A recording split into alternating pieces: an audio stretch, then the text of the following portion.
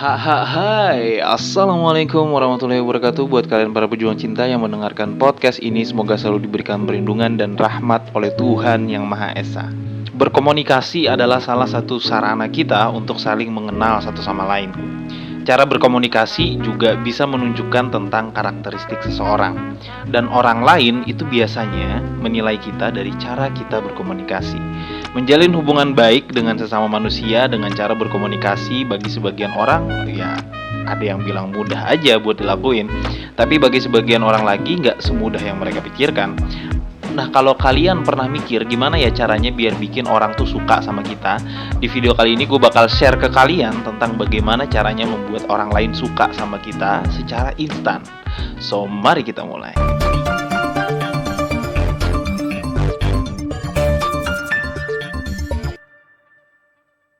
Pada dasarnya kan kita sebagai manusia tuh pengen disukai dan disenangi oleh orang-orang di sekitar kita. Tapi beda ceritanya nih, kalau kita ketemu sama orang baru yang kadang kita untuk berkomunikasi aja itu canggung gitu loh sama dia. Nah, untuk meninggalkan kesan-kesan yang baik yang bisa membuat orang lain menyukai kita secara instan, gue punya beberapa tekniknya.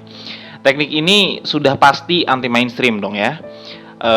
Mungkin sebagian dari kalian mungkin udah paham gimana caranya membuat lawan bicara atau orang yang baru kita kenal itu mudah menyukai kita.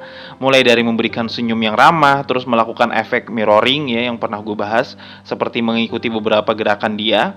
Nah, itu terlalu dasar dan terlalu mainstream. Gue bakal kasih beberapa yang anti mainstream nih. Ya, asik nggak? Teknik yang pertama adalah sering-seringlah menyebut nama dia ketika kalian lagi ngobrol. Nah, teknik ini itu ampuh banget untuk bikin lawan bicara suka sama lu, apalagi lawan bicaranya itu cewek ya, yang lebih menggunakan perasaan daripada logikanya.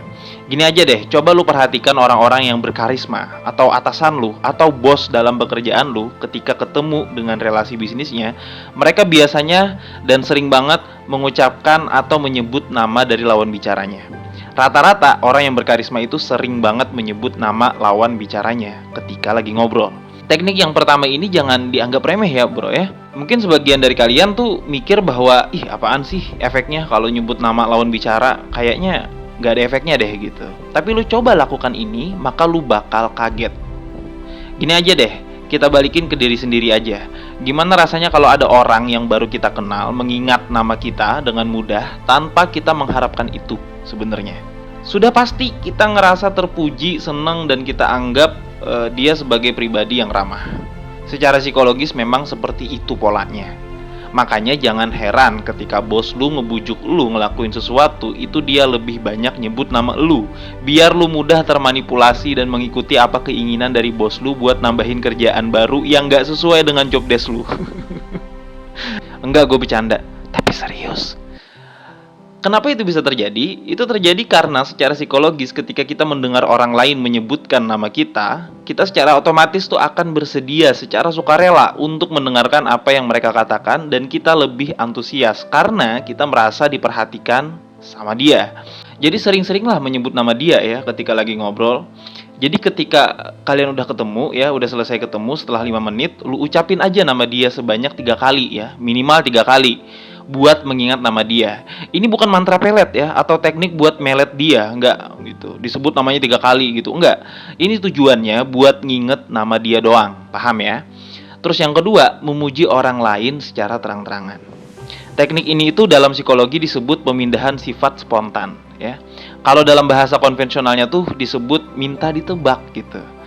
Jadi tekniknya adalah ketika lu ngobrol sama cewek nih atau lawan bicara, di saat itu lu coba untuk memuji orang lain, atau lu memuji teman dengan sifat baiknya ketika ngobrol dengan lawan bicara lu sekarang ya.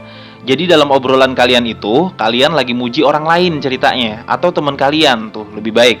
Nah, kondisi ini itu bisa memunculkan efek pemindahan sifat spontan. Artinya lawan bicara akan mengasosiasikan bahwa kebaikan yang lu puji ke temen lu itu adalah kebaikan lu juga. Misalnya lu bilang ke lawan bicara lu atau lagi ngobrol sama cewek ya kayak gini, aku tuh punya temen ya, dia itu baik banget, dia itu dewasa deh, dia itu punya pemikiran yang cerdas, gue tuh seneng banget kalau temenan sama dia. Nah, lawan bicara lu secara singkat akan berpikir bahwa lu juga memiliki sifat tersebut. yaitu baik, dewasa, dan punya pemikiran yang cerdas ketika lu memuji orang lain secara terang-terangan. Nah, ketika lu udah menguasai teknik ini, lu bisa secara intens untuk mempengaruhi orang lain agar bisa menilai diri lu sesuai keinginan lu. Intinya, apa yang lu omongin tentang orang lain akan memunculkan pendapat orang lain tentang diri lu sendiri juga. Jadi jangan pelit dengan pujian. Puji aja orang lain yang memang baik. Tapi kesannya mujinya jangan dibuat-buat ya. Mujinya memang tulus. Ya, temen lu yang baik ini, yang dewasa ini tuh bukan karangan lu, tapi dia emang bener-bener ada. Sehingga ketika lu memuji dia saat sedang ngobrol dengan lawan bicara, itu kesannya jadi kayak tulus, bukan dibuat-buat gitu. Maka kalau misalkan kalian pengen dianggap sebagai seseorang dengan pribadi yang baik dan murah senyum gitu ya, nah, gunakan semua kata-kata itu untuk memuji orang lain, bisa ke temen yang emang real, ada, atau kalau susah nyari temen yang kayak begitu, puji aja artis ketika lu ngobrol dengan orang lain. Paham ya? Terus yang ketiga, suasana hati dan pikiran harus positif. Saran gua, jangan ngobrol dengan orang yang baru lu kenal dalam kondisi lu lagi kesel minta ampun, atau lagi dalam kondisi lu sakit hati. Ya iyalah bang, takutnya malah nyakitin perasaan orang lain. Jadi maksudnya gini, kita tuh sebenarnya nggak sadar bahwa kita itu adalah seorang mentalis. Ya, lebay banget ya gue. Kita itu bisa mengendalikan perasaan orang lain atau suasana hati orang lain lebih besar daripada yang kita pikirkan. Gak perlu jadi anak indigo ya untuk mengendalikan perasaan orang lain. Dalam teknik ini, lu hanya perlu menularkan energi positif. Emotional contagion namanya, atau penularan emosi. Ini tuh semacam fenomena psikologis yang adalah kecenderungan untuk secara otomatis menirukan atau mimikri dan menyesuaikan atau sinkroni. Ya, menyesuaikan ekspresi wajah, vokal atau suara, postur tubuh dan gerakan orang lain. Dan konsekuensinya ikut terpengaruh secara emosional. Artinya, emosi positif dari kita bisa mempengaruhi orang lain juga ikut punya emosi yang positif. Jadi sebenarnya untuk membuat orang suka sama kita, caranya simple banget. Kita harus menjadi pribadi yang mempunyai emosi positif. Jadi sebelum berbicara dengan target kita nih, dengan gebetan kita yang mau kita jadiin pasangan, biar dia suka sama kita secara instan, pastikan dulu bahwa pikiran dan hati kita dalam suasana dan kondisi yang positif. Paham ya? Gua rasa 3 tips aja udah cukup ya. Satelit Cinta itu nggak pernah ngasih tips yang banyak ya, sampai puluhan, sampai belasan ya, kayak gitu, atau lebih dari 6. Tujuannya adalah biar kalian bisa benar-benar menerapkan semua tips yang gua kasih. Kalau misalkan gua kasih tips yang banyak banget ya, sampai puluhan, sampai belasan gitu, belum tentu semua tips itu bisa kalian lakukan dengan baik. Mending gue kasih 3 aja tipsnya. Tapi ketiga tips ini bisa kalian lakukan dan kalian terapkan dengan maksimal.